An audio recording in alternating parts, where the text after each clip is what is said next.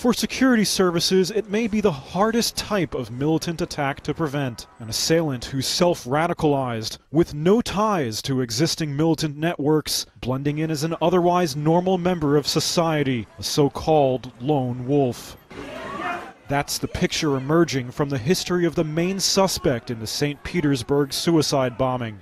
Past attacks in Russia have been carried out by people linked to existing militant groups, more or less known to authorities, and tied to long-standing Islamist rebellions in Russia's North Caucasus. That history and the country's involvement in Syria's civil war cited in militant manifestos. But on the surface, 23-year-old suspect Akbarjan Jalilov would appear to be like millions of young Muslim men living in the country. A middle-class immigrant from Kyrgyzstan, Reuters has learned he worked in an auto shop and liked martial arts. Social media profiles showing Jalilov had an interest in a conservative and hardline branch of Islam, but nothing to suggest violence.